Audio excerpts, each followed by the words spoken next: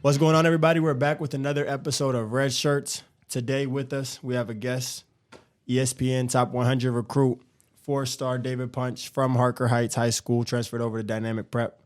Play AAU with Drive Nation. Got about 16 offers his last AAU summer. Had some options, chose TCU out of the list. So we're great to have you on board today. How you doing? I'm doing pretty good, man. That's good. So we kind of wanted to start with from your childhood with basketball. So kind of tell us about how you got introduced to the sport. I really don't know where it all started. I just know, I would say during beginning of middle school, I don't know, just video games and stuff like that kind of brought my attention toward it a little bit more. So it wasn't nothing crazy. It was just, I kind of just started gravitating towards more, and I just fell in love with it. So right. So people tell me that your dad was a fighter. I've heard some rumors that you trained with him. Mm-hmm. Did you do that? If you did, what was that kind of like, and when did you really start doing that? I really started when I was younger. That was kind of what I did before basketball, really. So, and he is a fighter. He's 4-0, by the way. But aside from all that, yeah, So 4-0? Yeah. Okay, you had to throw that in there. Okay, respect. Okay. Yeah, that was kind of my introduction to just sports overall. Just him showing me how to fight and stuff like that. And that kind of just has helped me in basketball, I would say. Just learning how to be physical and not being scared of contact and stuff like that. So I guess I know actually it's transferred really well into my game. So shout out to him for that. Okay, so kind of sidebar question: do you think you whooping everybody on the team? Confidently, I would say yeah. I think Ern is probably my only comp just because he's bigger than me, but everybody else, so I ain't tripping. Why do you say that? Because of your fighting ability or just size? Or I would say both. Just because I would say just if you just go anywhere, nobody really know how to fight like that. That's true. So I would just say my size and I kind of know what I'm doing. I've gotten away from it a little bit since I've really had to get really focused on basketball, but I think I still got it. So you train fighting. I would expect you to probably be able to win some fights. I want you to have my back on the court, though. Yeah, we need a Draymond enforcer type role. Because now that we know you got this fighting background, I'm gonna test everybody. I'm talking on the court. crazy. Mm-hmm. In every game, you got to choke them out. Choke out crazy, but I got you. Okay, so we're gonna shift from that. Obviously, you started focusing on basketball in middle school. Mm-hmm. So talk about Harker Heights. What your experience was like there? I think you're first in rebounds, double-doubles, blocks. So you had a good career there, had some district MVPs and stuff. So what was your time there like? It was really well spent time there. But I would just say the reason, kind of talking about how you started off with saying I went to Dynamic, I think I was really able to, solidify myself as one of the best players to come out of Killeen by coming back. And that was kind of my whole experience with Harker Heights, just kind of cementing my name in Killeen, really. And just getting, making sure I have somewhere that people kind of, if you say Killeen, you're going to think of David Punch. Yeah, so that was kind of my whole, it wasn't like that from the beginning. From the beginning, I obviously, well, I don't say obviously, but I never knew I was going to get this far. So, it kind of just, towards my junior year, I was like, okay, I have to kind of shift my idea of what I want towards becoming that name out of Killeen. And I had guys like Royce, if you know Royce O'Neal, he went to Harker Heights, and I had guys like him that I kind of wanted to be better than. Because when I was a sophomore and stuff like that, they and freshman, they really put it on me to be that type of guy. So shout out to my coach for that. But I would just say my overall experience at Heights, it was great. It really was. Okay. So when did you go to Dynamic? It was my summer, my junior going into senior summer. Okay. Mm-hmm. And then you came back before the season started? Yeah. Okay. What made you go to Dynamic? Really just I wanted a taste of what it was like to be outside of a school like Harker Heights, because I had never really been anywhere besides there.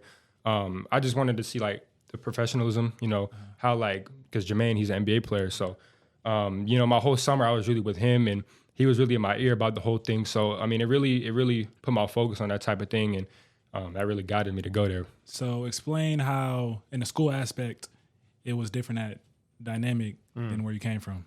Well, I didn't start school there. They had gave me an idea. It was going to be kind of like what I am now in college. You're You go online. It's going to be online class and stuff like that. You have tutoring and stuff like that. Really just focusing on basketball. And I was all for it. So, I mean, that's really all it was. Right. So a Dynamic being a, out of DFW prep school team, obviously they get a lot of their roots from Drive Nation with Jermaine and that stuff. Talk about your time at Drive Nation, how much you think that helped you not only just get recruited, but just to develop being under a guy like Jermaine. I would say it helped me a lot. I really say that time I spent around those, guys like Jermaine and Coach Mitch and just that high level of basketball, I think it really motivated me to be the player I am now, just to really see how they take the game serious and, I can't, take anything for granted. Right. Because that was kind of my mindset a little bit going into that. I was really lackadaisical going into that, and Jermaine really got on me about it, and kind of gave me this new fire towards basketball. Right. Just like I really can't take anything for granted. So I mean, I would say that was probably the biggest thing I was able to take from Drive Nation and Dynamic and Jermaine and that whole scenario. And then just being able to see how that's paid off. In terms of like offers and all this recognition. Yeah, and it's quick. Yeah, it paid off really well, and it was like you said, quick. So that really just gave me another reason to keep going that way. So I wanted to touch on this a little bit. See, what you're gonna say on camera. How did you get to Drive Nation? I got time out. Do you know something like? Yes. Okay.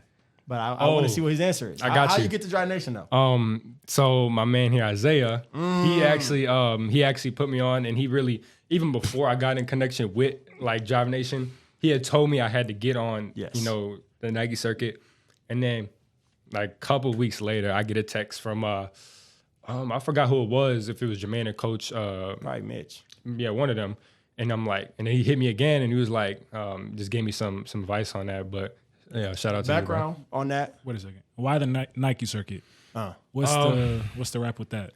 So before I was on Adidas, we were supposed to play for. We were supposed to be. I don't know what it's called. SB. Yeah, but we were gold before that.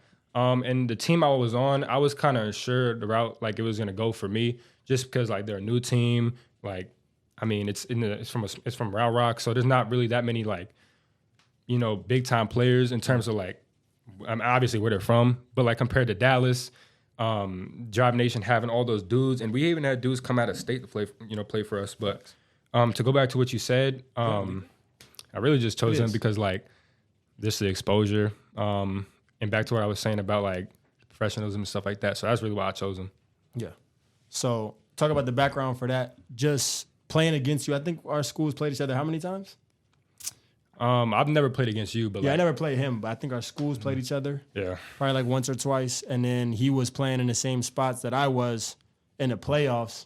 We finished a random game. This kind of one of the games where your high school, like you were starting to get on the map. He probably had like 5 dunks, but like he only shooting 5 shots. It's straight dunks every time. Mm-hmm. So I'm like, Coach Mitch, you got to get this dude because they had no players. Your team, how far did y'all go in EYBL? We went all the way to... We played in, I don't know what it is, but we were like the last 8 teams. And like they had no players probably like 2 weeks before the first session. That's how we were. Yeah.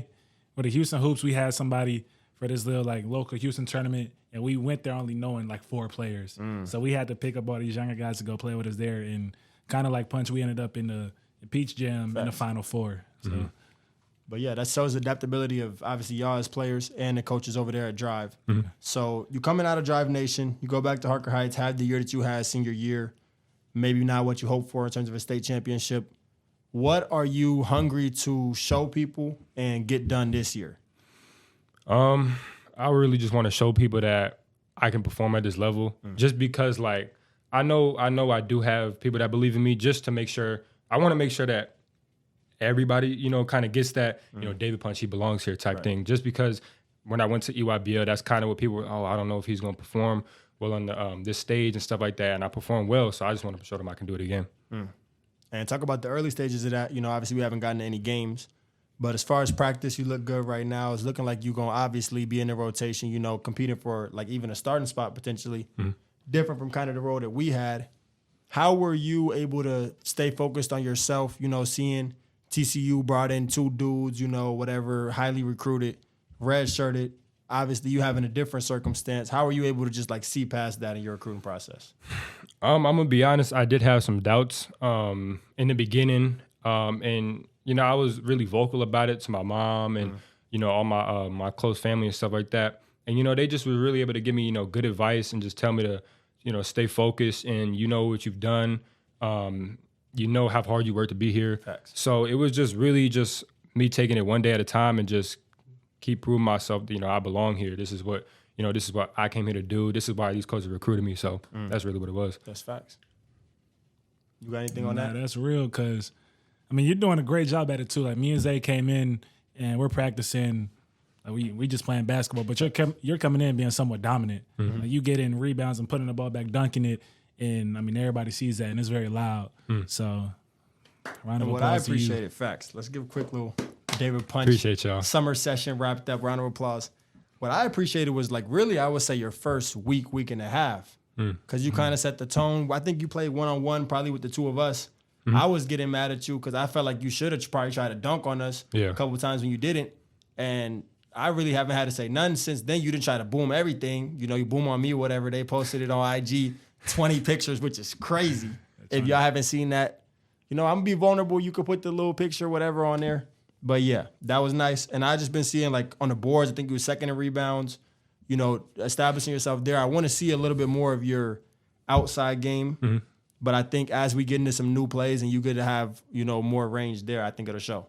Yeah, that was really, like, what I've been wanting to focus on coming back, because that's what they want to see. That's right. What all the coaches want to see, and it's kind of been a little bit of like a, I don't know what the word is, but I just need to remember that that's part of my game too. Just because I spent so much, that's kind of what they've been really focusing on. With the GMs and stuff like that, really getting me to be dominant down there. But I kind of just want to get back to what I was doing in high school. Being on the perimeter. Just being that dominant force inside and outside. I think, and the mix-up is perfect, too, because we talk about, like maybe you're facing a guy like me or him. That's when you get to your downhill bully ball game. But, you matching up every day with Ernest in practice. You're not about to just drop step, Ernest all the time. That's facts. So I think them working in, even like some mid-post stuff to the catch and shoot threes, I think that'll help us tremendously. Because if we can, 5 out with you, that just makes it so much more available for a bunch of guys. Yeah, facts. So outside of that outside game, what are you kind of trying to focus on in these fall practices? Let me lock in on this before the season starts. I would just, it really is just like my outside game. I would just say, being more of a knockdown shooter, off the catch and stuff like that. And just, continue to get in shape and stuff like that. Cause that's really all it boils down to for me, just being able to stay in shape and not, be able to knock down shots when I'm tired. Facts. So that's really what I've been, trying to keep myself focused on for real. Is there anything you see kind of as an outsider that you would like to see, really either one of us, but I guess more focus on him, do coming into these practices? The outside shooting for sure. Even playing pickup the first 2 days back, like I see that more in your game, and you knocking down shots that is making it easiest for him to win. So, I want to see more of that. If you can do that more consistently, I think that'll help us a lot. For sure. And I think it's just a confidence thing. Like you're in an open gym, you didn't miss 2 threes, and you still shooting the third one, that's showing that you're confident, and the percentages look good doing that. So I think it's just really more about like in practice with the coaches and stuff, like you don't even have to be worried kind of in the ways that we were. Yeah. Because coming out of that summer, we were like, yo, there's a lot of guys in my position. Like you don't got to worry about that. You're going to play no matter what. So I just feel like it's kind of be like a little bit of like, F it, we ball. Like I'm about to shoot this and I'm about to knock it down if I don't. That's never really been like the mindset I've always had towards basketball. I've always been like a real kind of do the work that doesn't want to be done type of guy. Not really just like flashy and stuff like that. I can do that, but my game has really never been that. And that's what like the coaches are calling for, David, let me see something, like let me see you work. But that's never really been like a big part of my game. So I would just say like that's probably another thing I'd want to work on is just being able to just say screw it, what I'm saying? Just go be a basketball player. And even like you say, trusting the work and the reps, like I see you make shots. I see you work on shooting. And so there's no reason why you're working on shooting just to never shoot. You feel me? Yeah. And I think it'll all come with time. I think they get some plays in for you to pick and pop. Like when a play is built for you to shoot, that's added confidence. Like I'm about to touch this, and if I'm open, it's going up. You feel me? So I can't wait to see that. think Dixon was saying we're going to put in like, a bunch of new plays, play a day this fall. Mm-hmm. So I think that as that comes, it'll help a lot for you. Yeah, facts. So I want to flip it now, kind of a little bit of a comparison between the two of you guys. I think my recruiting process was more similar to his in terms of being on a small Adidas Gold team, jumping up, and kind of everything came out of nowhere. Talk about, maybe separation between those two processes. Obviously, with your dad being as influential as he is, people knew you were who you are. So kind of how was your process different from that? So, it wasn't how a lot of people probably expect it to be. So, recruitment didn't really pick up until maybe my junior year. Right. Sophomore year, I had Texas A&M and TCU. And up until then, I'm going through school season, nobody really reaching out. Okay, it is what it is. Like, I'm doing what I'm supposed to do. So, come junior year AAU, that's when stuff really started to pick up. You're on a circuit making these plays, flying, dunking through the air, taking charges, some things that people don't do. And I think that stood out. And I appreciate the schools that reached out. It built some confidence, and it really just built my confidence. Like, from making that jump from sophomore to junior year, and you see people appreciate your game and are willing to extend an offer out to you, like, it's truly a blessing. Like, you have an opportunity to go play basketball at that school. So, like, moral of the story, it wasn't what people think it was, but like I appreciate the process that I went through. Blessed. Yeah, facts. And how long did you have that George Mason offer? Because I know they were in your top two. I want to say they really started reaching out towards probably just the start of AAU season. Right. My So they were kind of early on that in terms of those schools. The reason why I'm saying I got here in my notes, Punch, that your top 7 was Xavier, Virginia, VCU, TCU, Virginia Tech, Penn State, NC State. Did you have any of those coming into your last junior year AAU? And then kind of what was it like for your recruitment process? You kind of got thrown in the fire real quick, and then you had to make a decision relatively quick after that. So we'll talk about that process. I actually didn't have any of those coming into AAU. I got them all during Peace Jam. And like that whole process of coming out of Peace Jam and then having to make a decision, because I only had maybe 2 months to really gather what had just happened and like everything that happened at Peace Jam.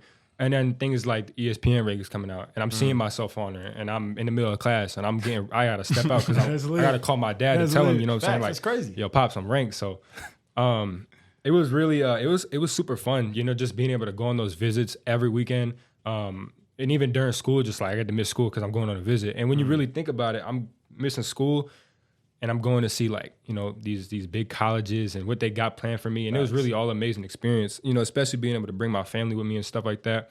So I wouldn't say like I'm mad that I had to rush the process, or I'm mad that I had like a short period of time. I'm not really mad at it. I'm actually kind of happy I had that, just because I got to have all of it within like 2 months. Yeah, you probably had a crazy summer. Yeah, you feel me? You in and out of town, didn't even really get to see the people's for real. And next time you see them, you went from 0-star to 4-star, top 100, all that. So talk about kind of who did you get a chance to visit? Because I imagine you probably didn't get a chance to visit all the schools you maybe wanted to. Kind of what boiled down to the specifics of your decision, ultimately picking TCU, and then kind of just like what that process was like, other schools even included maybe. So I went to go see Penn State, NC State. Who else? That was actually it. The rest of them, I was gonna go see Xavier and stuff, but that's another story. But just like that whole, we were gonna have to ask you about that, but go ahead. What was the other question? Just kind of like what that process was. It was super fun. Like I said earlier, and then telling them, because obviously they're asking me, David, what's going on? What's going through your mind and stuff like that. I'm keeping it a buck with them. Y'all my last 3 schools. And they're coming to my gym. They're coming during practices. I got to step out of practice to talk to them. They talk to me for like an hour. I got class. It's like, it was a lot. And that kind of pushed me in different ways a little bit, just, showing that, some coaches, they don't value my time and stuff like that. It was great for them coming down here. I really appreciate, them coming to see me. But like, just, it was a big thing where like respect was a big thing for me. And just them showing respect to like my family and stuff like that, and just how they treated them. And obviously, yes, I'm I'm here and I'm supposed to be the one that's like prioritized, but it's like, you know, I have my family here and stuff like that. So I expect them to be, you know, taken care of the same way I am. But really what boiled down to it and me picking TCU was just they had been in touch with me for so long. Like I mean, I did have TCU. Well, I didn't get offered to them by to TABC. That's when I got offered by them. Right. But they had been in touch with me for like 2 years prior to that. I went to the elite camp. I think I went up there one time before that and just, you know, got to see the campus and stuff like that. But I mean, they had been in touch with me for so long. Right. And then that kind of comes back into like the respect part, you know, them showing like they're really, really, you know, invested in me. And I'm always, you know, and Coach Benford being really consistent and reaching out throughout my whole season. That just really shows that like they really wanted me. So I'm like, there's no better place for me to be but there. That's where they want me. So you took how many visits? I took 3. So I need you to rank those 3 visits, and I want you to kind of explain what went into those visits. Facts. And if TCU wasn't the best visit, you could say that. Yeah. Too. No, I'm gonna keep it a buck Because people give us a bad rap for our like visit lineups. No, I'm gonna be for real. I would say it's kind of hard too, because like the whole like every visit they're gonna give me the best. Like I can't just be like, oh, like this one was way better than the other one. Like, I can't do that. But if I had to say, I would probably say NC State was like the best, not by far, but by a little bit. They were the best, just because like the hotel they had me staying was like really nice. You know, I got to hang out with the players. I wanted to go, you know, chill with them, and just got to, you know, do what they do and stuff like that. You know, I was able to go to the gym and get shots up and stuff like that. And just like being at the football games too, like all the supporters they have and them having me on the field and stuff like that. That was really great. And then I would probably say TCU. I would say TCU. Okay. Just because like did we host you? Mm-hmm. Did you visit before you committed or after? Before. You were in the big group or the small group? What do you mean? Like how many people were with you, or you were the only one on a visit? Like was turning my family? No, like I'm saying like players. Was there any Oh no, other I was by players? myself. Okay, he was by himself, right? I remember his. Yours was in the summer? Nah, it was like September or something like that. Okay. I say TCU because like I did get to eat, you know, with y'all. I didn't talk to y'all, but like that just meant a lot to me. You know, they coming down here to chill with me, so it's like they obviously you did eat with them. Yeah, y'all were there. I didn't say a word to y'all. Like I didn't talk to y'all. I didn't say nothing that whole time.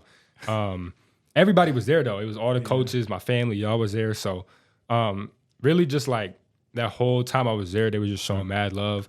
And then like being on the football game, being at the football games and stuff like that. And then I got Penn State in last place. Not like no shade towards them. The other two were just better. So right. I mean, that's fair. Yeah.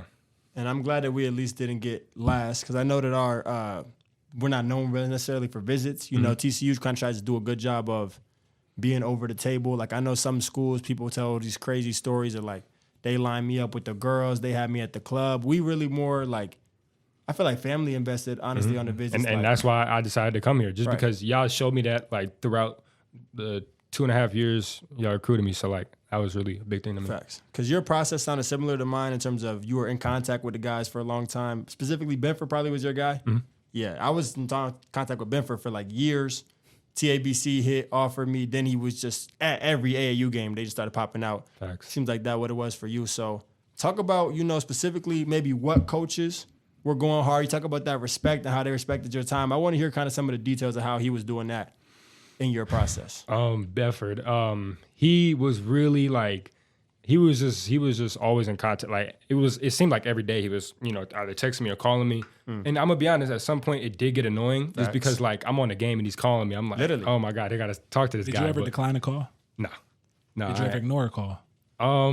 I've gotten close. Did. I've gotten close. I let it crazy. ring. I let it ring for a little bit. And I was like, I gotta pick it up. But he was really in touch with me like a lot. In touch with my mom. He still calls them and talks to them to this day. But he just was really consistent. Facts. Benford was super consistent.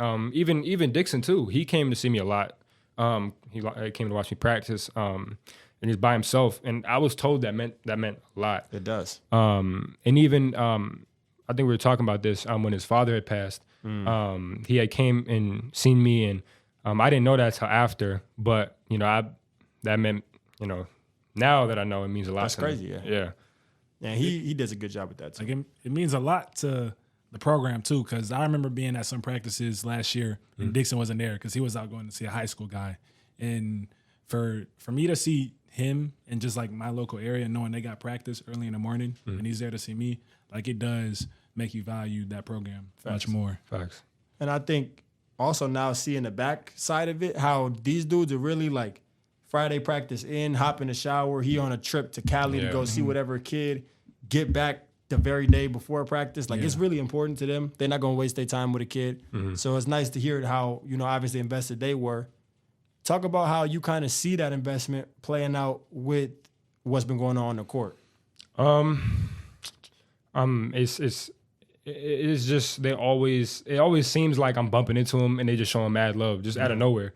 If I'm walking to the gym, if I'm in the locker room, if I'm coming out the locker room in the training room, like I either bump into them or they're texting me. So it's great to really have that, always somebody reaching out to you. And even though I'm here on campus and I'm already committed and I've already, signed the letter or whatever, like they still showing love. Like it's my first time talking to them. So that is, it still means a lot. So Facts. And then I can't really speak for the coaches, but I can speak for the program in a way of saying that you really one of the more important guys that we have. With the new era, a guy will come in that'll be a transfer and they'll be instantly like the most important dude on the team, and then they kind of get recycled out. Like we get Trey Z, Frankie, Noah, we get all them for 1 year. We would a dude like you that's already competing for minutes, a dude like Micah, they see you guys coming in, high-ranked recruits, still have the good work ethic. And so, like, they're investing in you to be the dude here and, sometime coming soon. Like, you have an opportunity to be one of the dudes this year, and then you have an opportunity to, this really my team. Yeah. So talk about how that kind of developed and happened in high school. I know you played with a bunch of dudes. I think you played with Carter. He was nice in high school. Yeah. Dude with the red hair, he was nice too. So talk about kind of coming up, becoming that dude, what that was like. I feel like I always kind of had that characteristic to be that leader on the team. I would say my father, he really installed that in me. Just, being like, David, you got to go out here and really lead these guys. And as a young kid, I never really understood that because like always wanting to fit in and, be the same as everybody else. Like you can't really do that as a leader. You got to stick out and you got to show these guys this is what right. But honestly, like during my high school career, I was always kind of like you said, like we had those guys like Terrence and CJ that were just, so good at that time. And I was kind of, one of the guys on the team, but they kind of did a good job at like passing the torch to me, and just showing me that I can really take over this team. And I didn't really believe it at first. I was like, oh yeah, I'm just gonna kind of play the back burner and just see how it turns out. But they really pushed me and was like, you really that guy. So shouts out to them. But they just really did a good job at uplifting me. So facts. I see, some of this with you being a red shirt guy, instantly kind of get thrown into the heat, similarly to me, and having the ability to impact the team this year. Obviously, y'all was telling me before this episode started that I got to work on continuing to be loud as a centerpiece. I think that you two both had to do that, even though you a freshman, just because with you I was kind of weird in the summer. Like you would make a crazy play and you kind of just have no reaction to it at all. I want to see a little more feistiness from Punch, kind of getting guys that kind of happens during the game. Okay. Like you'll just see that and be like, oh, you never done that that's before. Cool though. I like that. I'm not really to do that in practice because it really, to me, it doesn't really mean. I would just say it doesn't really mean nothing to me because it's practice. And I mean maybe some people might think that's wrong, but that's kind of how I've always looked at it. But in the game, if I dunk on a dude, you're gonna see that. I like trash. I like that you could separate this game is what matters and this is just a practice, but you still one of them dudes that's going into each practice trying to compete, trying to win and kill each day. Just because I've seen guys be like, it's practice, forget this. Yeah. You feel me? And so it's important that you kind of keep that as you get to be even more important in the program because it's going to come a day where, you the best player on the team. If you truly want to, you can sit out this day just because. Yeah. But you feel me? It's important that you guys continue to bring that work. And you're like, nah, actually, since I can, I'm going to just go in here and fry y'all today, because you had the ability to do that. Yeah. So talk about maybe that dynamic in high school. Give me maybe a story time of just the craziest thing you done did in a high school practice. I feel like I want to ask you this too, because it probably was something crazy, but I know that some of my crazier like plays in my career were just like in high school. You got the freedom. You doing what you want to do. Yeah. I would say, I never really like was the type to be like act like I'm entitled just because like I'm this big name and like I could do what I want. I was never really like that. So I showed up to practice every day. And even though I was like, I would say like I was way better than them. Like I was never like putting them down or anything. Like I was always trying to give them, tell them that they can beat me one-on-one. Like I want the best game out of you. I'm talking about and a clip. I'm gonna get to that. Okay, bet. I would probably say like my best clip. I mean, I've dunked on my teammates, or I dunk on them. Like, I mean, I don't have like in my head, there's no like clip that just like stands out because it was all normal. Like, I'm gonna go dunk on this dude. Like, I'm gonna go, hit a crazy shot over this guy. So there's no like clip that stands out in my head. You got anything specifically? Because I'm remembering a day. A day? I remember a day in my head. From mine. Oh, so I mean, obviously, at my high school there was a skill gap between me and the other players, and I mean. Some people with that skill gap go to practice like, I'm going to practice, but I'm excited to go to practice. I'm trying to kill. Like I like to play basketball, so I get to go to practice. That's fun for me. So I'm going in there with joy all day, ready to hoop and play with these guys. But I mean, it was one day we did this drill and they put 30 seconds on the clock. You got a defense team on the court and an offense. So you got 30 seconds to get a stop. So you could take as long as you want. If you score at 2 seconds though, the clock's going to reset to 30. So I'm just having a good day. I'm coming out, shooting shots, making everything.